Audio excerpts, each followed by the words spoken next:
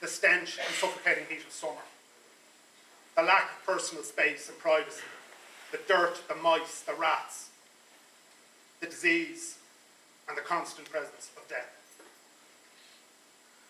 We just cannot imagine it. Most of us cannot imagine it. Funnily enough, I was speaking to a neighbour the other day who informed me, I think he's about 67, 68. He spent the first 4 years of his life in a tenement beside Henrietta Place, where the display was over the last couple of weeks. So it is within living memory, the tenements. Not the tenements in 1913 perhaps, but tenement living. But for most, or certainly younger people, it's inconceivable what it was like to grow up in those conditions and live in those conditions. And yet, despite these appalling conditions, and against all the odds, a spark was lit in this town in the summer of 1913. A spark that quickly became a raging inferno that swept all before it. From the end of the 1913 lockout to the 1916 rising, it's a little over 2.5 years. So, from the time of the start of the lockout, at this time of the year, to the time of the 1916 rising, was less than 3 years.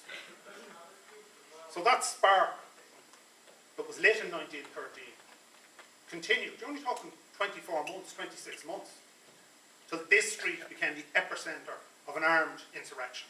And that armed insurrection led to a nationwide uprising. And that rising came within a hair's breadth of triggering a genuine social and economic revolution. So the point's been made by Ruan. The 1916 rising didn't necessarily start on the 24th of April. It probably started during the lockout in 1913. Many of the same people, many of the same communities were central to both events.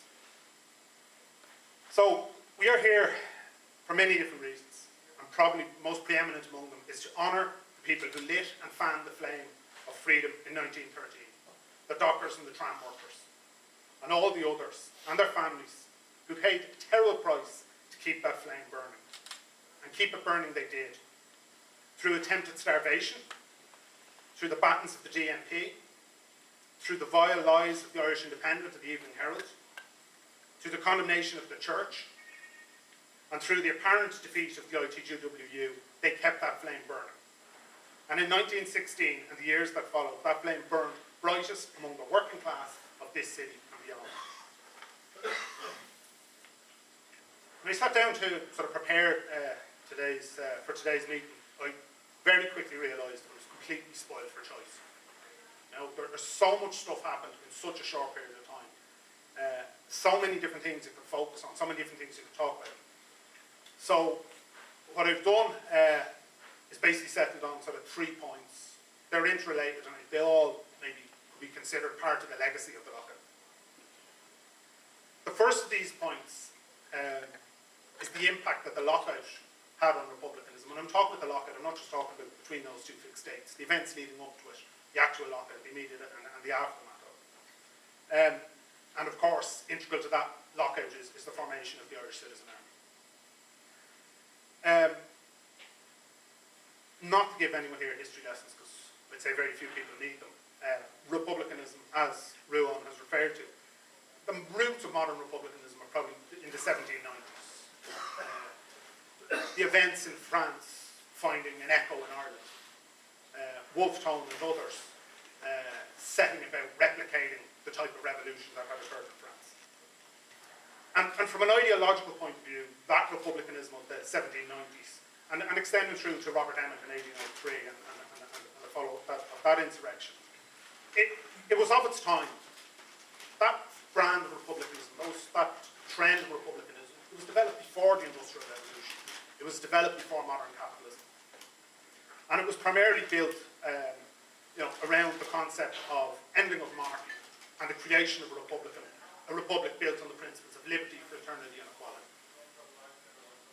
But even as far back as Tone's time, and this again replicates the points Ruan was making, which we didn't previously discuss, the republicanism always had a very radical tendency within it. As far back as Tone's time, it was recognised, it was agreed that it was from the men of no property that the revolution was going to come. It wasn't going to be from the wealthy, it was always going to be the poor, it was always going to be the working class that drove the Irish Revolution. So that thinking, the ideological foundation of republicanism, was most certainly about ending British rule, the removal of a British monarchy's claim over Ireland, and the establishment of a new republic. That radical sentiment, because you could have all sorts of republics that would theoretically be about fraternity and equality and liberty, it wouldn't necessarily affect to the betterment the life of the average citizen in a town or in a village, or as was then in the rural context. The nature of that republic had not been clearly defined through the 1800s. But republicanism, it evolves, it develops. And in the mid-1800s, you had people like Fintan Lawler, the Young Irelanders, and they most certainly were putting a very radical tint to their republicanism. I mean, they were writing about stuff that 50 years later, Connolly, Larkin and others were sort of echoing. You know, a lot of the stuff that and again, let's think about, you know, when the period that the likes of Fintan Lawler was writing in, you know, wasn't that terribly far from when Marx and Engels were writing. I mean, they're observing the world around them and they were coming to certain conclusions. It was an evolutionary process of republicanism developing the socio-economic element as well as the national. And perhaps, and again, these are broad points. I mean, you know, historians, we could nitpick here, but there was a broad general trend or tendency here towards republicanism developing a more acute social and economic aspect of it. But despite some of this, and despite these radical sentiments emerging within Republican thinking, we can't say that the Republican movement of 1900 or 1910 was a full-blown socialist revolutionary movement. It wasn't. There were certainly people in there with very radical tendencies, but the core focus of the IRB at that time was on the ending of British rule. And a study of that, a study of the decline in America and some of the makeup of the IRB in Ireland, which it was not a unified monolith of thinking. There were some people who were at the radical end of the spectrum, others the more conservative. They were united in their desire to end British rule and to end it via an armed insurrection. I think it's arguable that the IRB was in essence a broad church, a Republican broad church, where so long as you agreed with the idea of the Brits being put out of Ireland and you agreed with the idea of an armed insurrection, you were in. And you could have different views after that about the type of Ireland you wanted to create, the sort of social and economic programme that would be at the core of the new republic. For me, I think that the Lockout, Connolly, Larkin, the Citizen Army, that whole period was hugely important for republicanism, because in his writings, Connolly had started really to flesh out the nature of that republic, and he was calling it as an unashamedly socialist republic. Years ahead of the 1913 lockout, the Irish Socialist Republican Party. I mean, a tiny organisation, a couple of dozen members is all it ever had. But you know, they were on that track for a long time prior to 13. This idea of an explicitly socialist republic, and what the lockout did was accelerated that in an organisational sense. The theory had been there through the Irish worker and any amount of writings that Connolly had done. The Irish Citizen Army was explicit, where the IRB was vague. The cause of Ireland was the cause of Labour, the cause of Labour was the cause of Ireland.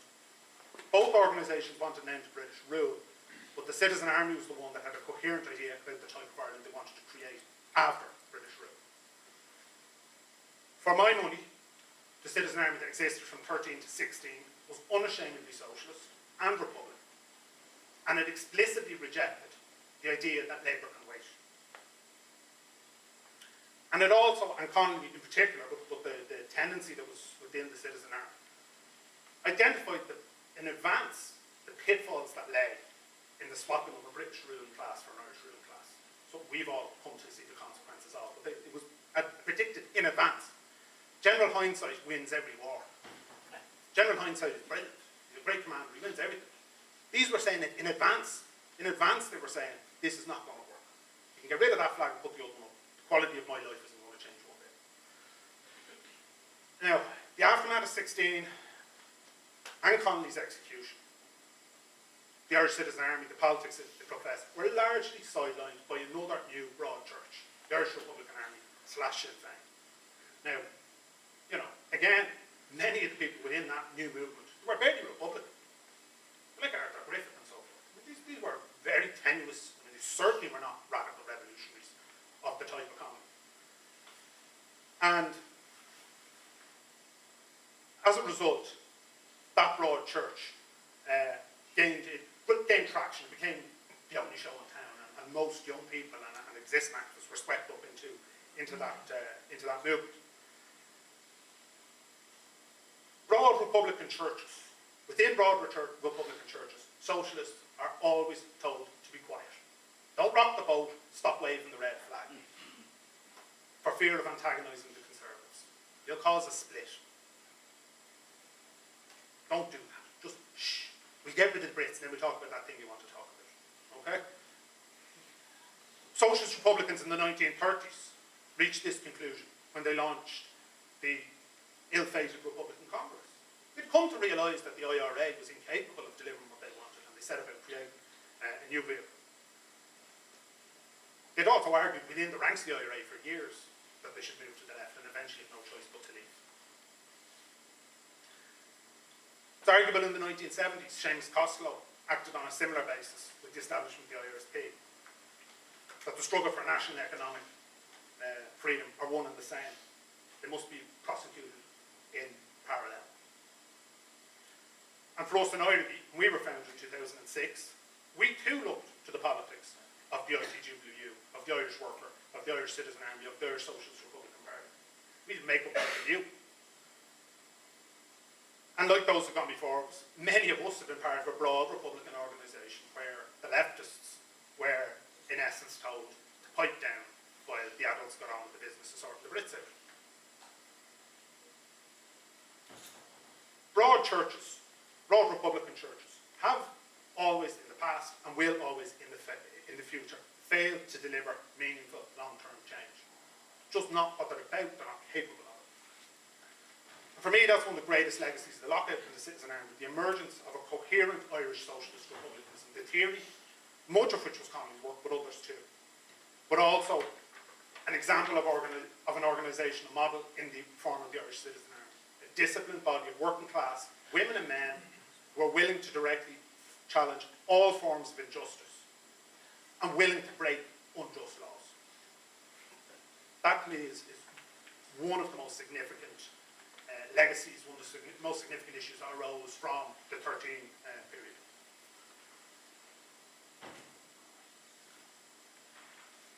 The second issue I want to address is sort of been talked a lot on the radio and television at length over the last few months, and this is talk of the 1913 legacy, how the Ireland of today compares to that of a century ago.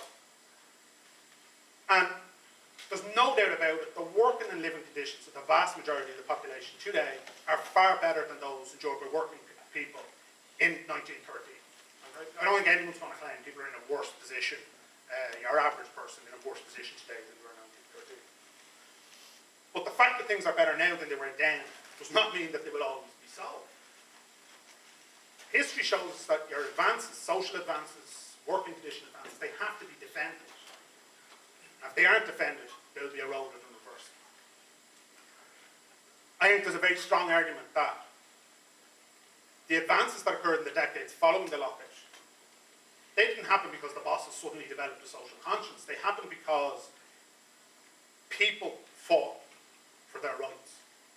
So concepts like job security, sick pay, maternity leave, safe working conditions, paid holidays, things that we take for granted today, or largely take for granted today, they were all hard fought for and very reluctantly given. Across the Western world, so-called, the general movement, improvement, work and living conditions that occurred in the middle of the last century is in reverse. It is in a slow, steady reverse, and has been probably from the time of Reagan and Thatcher, certainly post-1989 when a global alternative disappeared. And in this state, and the Six County state, right-wingers are using the current crisis, the shock doctrine. They use this crisis to drive an agenda they could never get through in normal conditions. If the crisis hadn't happened, the cutbacks, the troika, all the different social services that are being slashed, all the rollback that has occurred, they couldn't have done it in normal circumstances. They've been able to use the crisis as the battering ram. We're in crisis, everybody, you have to take a pay cut. We're in crisis, everybody, we have to shut your local health centre. We're in crisis, everybody. We have to pay back the banks. So that theory, that shock doctrine, they're using it to perfection in this country. And if ever Naomi Klein gets around to writing another chapter, it should be on the experience of this state in the last 6 or 7 years. But to go back to the comparisons between 13 and today, like, we talk about unemployment as one example. 100 years ago, unemployed people, where did they go? Right? They stood outside the workplaces. They stood on the street corners, hoping the employer might come over and give them a day's work. But at the moment, right now in this country, there's 500,000 people without jobs. Where are they? They're trawling the internet. They're posting off CVs. They're banging out emails. So, just ask the question, is their desperate search for employment, is it any less heartbreaking or demoralising because they're tucked away in the spare bedroom on the laptop than if they were standing in a group at a street corner? No, it's hidden. There's 500,000 people without jobs on this island.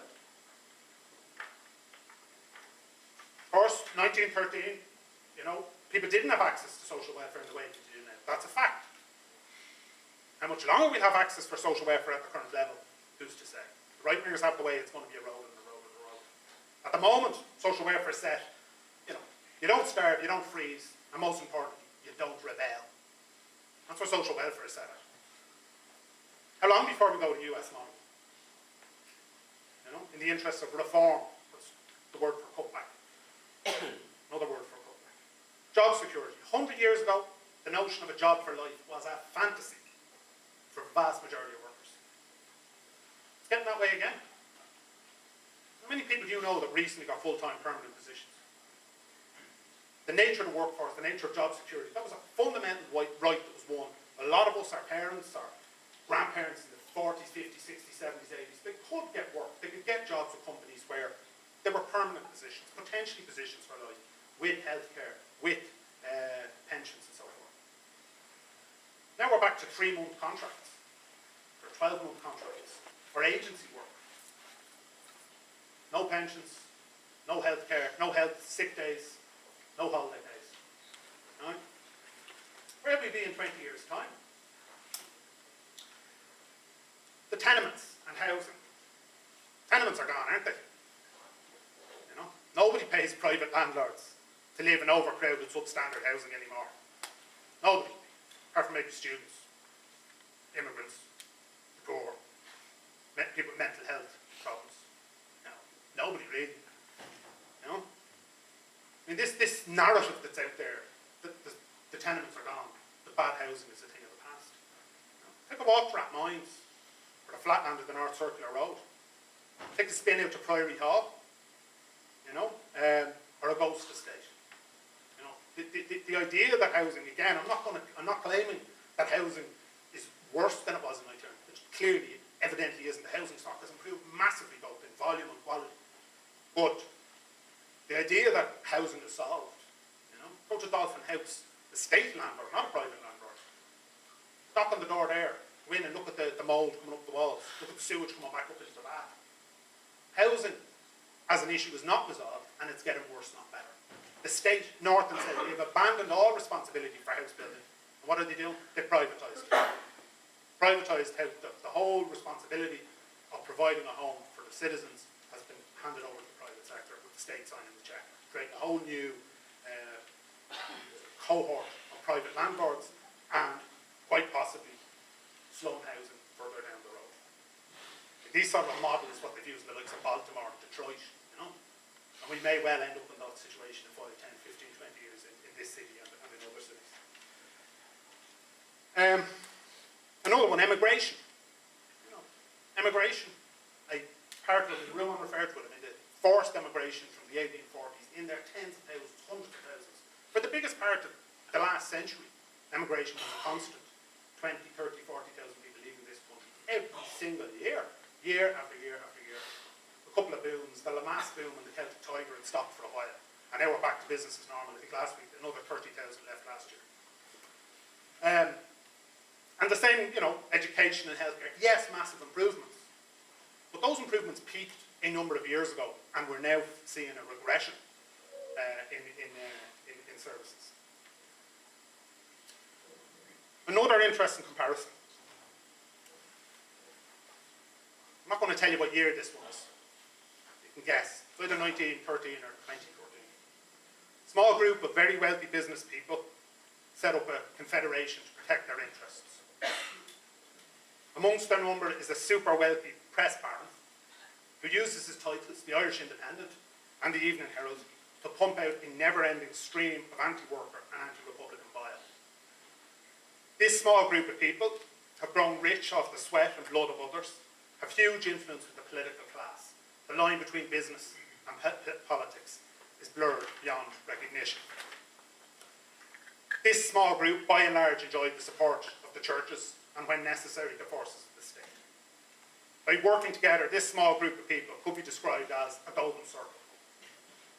And they're able to use their vast wealth and political influence to protect their interests, regardless of what suffering it causes on the rest of the population. 1913 or 2013.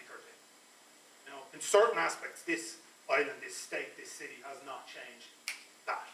Not one thing has changed. Yes, there's better housing, no doubt about it. Still lots of problems. You know, employment conditions have changed, possibly in a row. With regard to power and wealth, I would argue nothing has changed. There is an elite, a golden circle that runs this state, at that point, this country. And in the north, there's a similar little cabal as there is in Dublin. The only real difference is, one was called back in 13, Martin Murphy called it his little group. What was it? The Employers? Federation. Employers Federation, Limited, I think. And today it's IBEC. And interestingly, IBEC, Irish Business Employers Confederation, just got a full-size poster up hanging in their lobby. William Martin Murphy.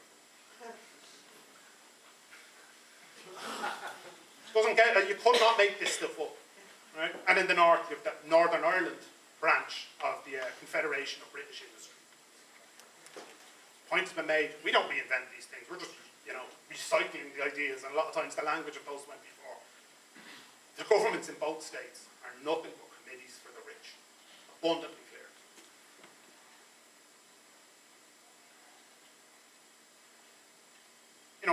In the time in 13, Martin Murphy and his gang of 400, they had the full backing of the state as they attempted to break the ITU.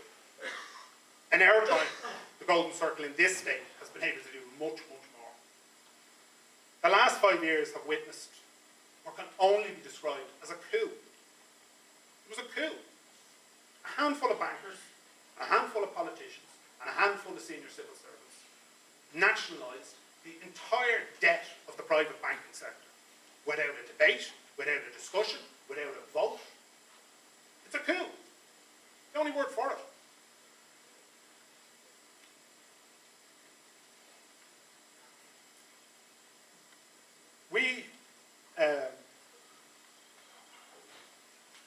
These unchanging, nothing really changes. Nothing is ever new. These scenarios that we keep repeating, 100 years of a cabal, of an elite, doing what they want regardless of the cost to the rest of us. They did change their name from the Employers Federation to the Business and Employers Confederation. They didn't even bother changing the name of their newspapers. And at this stage, the Sunday Independent and the Evening Herald, they have to be due a prize from the Guinness Book of Records for the biggest, longest, unknown, unbroken production of bullshit. Like, that has to be the award. Someone has smoked the name for it because they're due it. It has been endless, 100 years of anti-Republican, anti-left-wing, anti-worker lies, vile manipulation. The consequences of the bailout in this state and the establishment of NAMA are being felt by millions of Irish citizens on a daily basis. Consequences that are too immense to discuss in the time allowed here. But the core point stands, and the second point that I was attempting to make, is that the economic and political systems in Ireland of 1913 and 2013 are essentially identical. The final point I want to touch on is the spirit of 1913.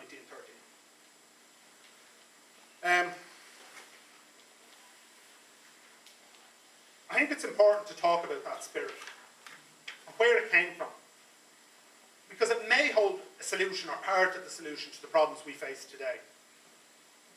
To illustrate the nature of that spirit of resistance, I'm going to read a quote from a piece written by Connolly during the lockout. Bear with me. I'm not going to do a Scottish accent. A labourer was asked to sign the agreement forswearing Irish Transport and General Workers, forswearing the Irish Transport and General Workers Union. And he told his employer, a small capitalist builder, that he would refuse to sign. The employer, knowing the man's circumstances, reminded him that he had a wife and 6 children who would be starving within a week if he did not sign. The reply of this humble labourer rose to the heights of sublimity. It is true, sir, he said. They will starve.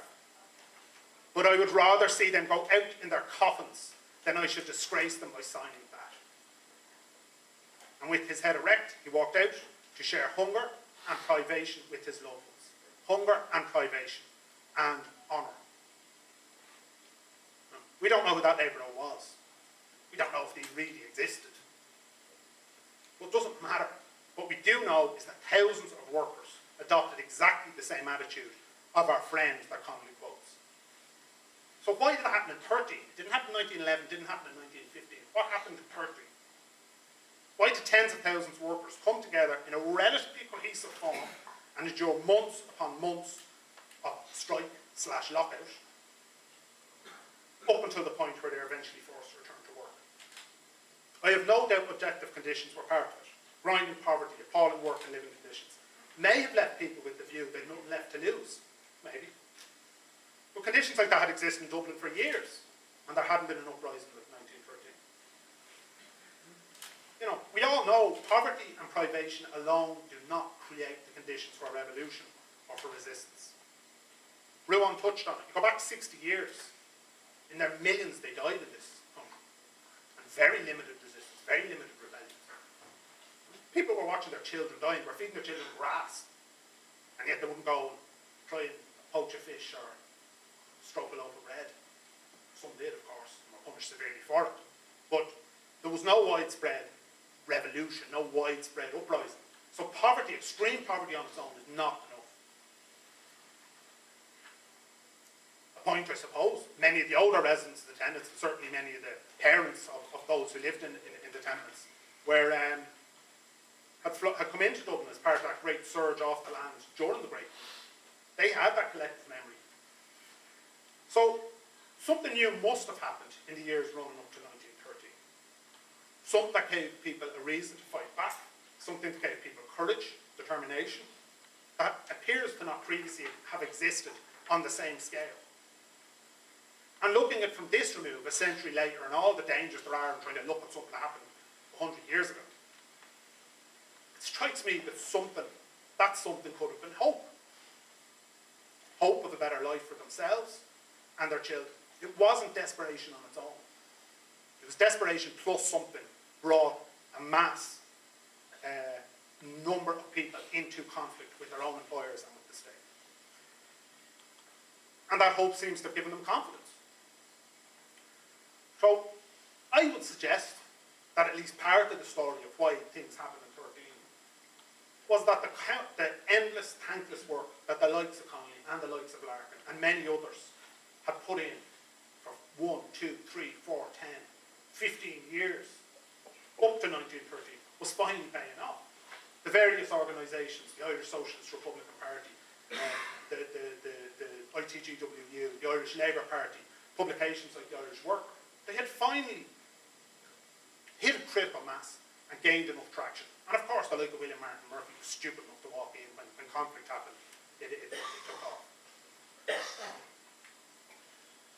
But there's no doubt about it. The popularity of Larkin and Connolly within the working class areas of Dublin, within the tenements, is absolutely factual. It's established that these men and the union were held in very high regard. They had succeeded in some level at politicising and mobilising huge numbers of people in struggle. And I think part of the way they gave hope, and I think a lot of this applies today, is that you win the battle.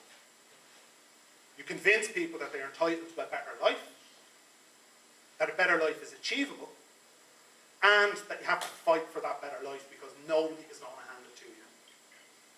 And that message, it is a call to arms, and it is a beacon of hope. A well-known chap, a bearded man from a small island in the Atlantic Ocean, he coined a phrase a few years ago. At least I think he did, although he might have just lifted it from someone else's, the tendency.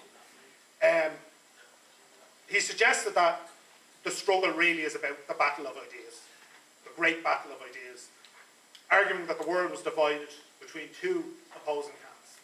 One camp was those who believed that it was best for human beings to cooperate with each other, to work together on mutually beneficial projects, and that long-term stability and the elimination of conflict could only come about when wealth and power is democratically controlled and collectively owned. The other side of the great argument of the other side of that idea are those who believe that human beings should compete with each other to survive, that anything other than the law of the jungle is against the natural order of things, and that the most ruthless and the most cunning in our society should be rewarded with endless and unlimited wealth and power. There are two ideas that are poles apart. There was no common ground between these two positions. And Mr. Castro rightly argued that the left had to win that battle of the ideas. Had to convince people, working people everywhere, that their interests lay in supporting a system that was based upon cooperation, the cooperation of socialism versus the competition of capitalism. Now, back in 13, Larkin and Connolly may not have used that phrase. They might have talked about the battle, the great battle of ideas. But they understood the need to popularise support for a radical, a revolutionary alternative. Both of them, and many, many others, dedicated huge amounts of time and energy to writing and speaking and public meetings and doing the rounds and cailling and having cups of tea and all the time trying to convince people of their politics. That great battle of ideas is not over. It's been fought out every day in this country and across the world, in the media, the internet, at home, in your job, in the pub. People are all the time talking about the ideas and politics. It's never ending. And I believe what we need to do is win people to our side of the workers of 2013 and the workers of 1913. It's the same side of that great debate, that great discourse, these two ideas, one which believes in competition, one which believes in cooperation. And looking around here today, I see people whose relatives were in the Citizen Army and the Irish Volunteers and the IRA in 1916 and the Tan War. And there are others here who contributed during the border campaign and whose relatives contributed during the border campaign, and others still who contributed more recently in the post-69 conflict. This room is full of people who have made huge sacrifices, and it is full, I believe, of people who are going to make future sacrifices, all in the interest of that same struggle and in support of the argument that human beings should cooperate and not compete, that the best model for humanity, for each of us to achieve our objectives, our potential, for each of us to achieve our full potential, is through cooperation and through a society based upon economic and social cooperation. And I'll finish this. Our struggle is a struggle of hope, it's a struggle of positivity, of belief in a better world that we believe can be built. That's what motivates activists to keep going week after week, month after month, year after year. It's a struggle that recognises that this better world will not come about through polite persuasion or the weight of moral argument. Like the workers of 1913, we understand that we need to get organised, we need to get disciplined, and we need to prepare for the conflict with those who will deny us and our children what is right for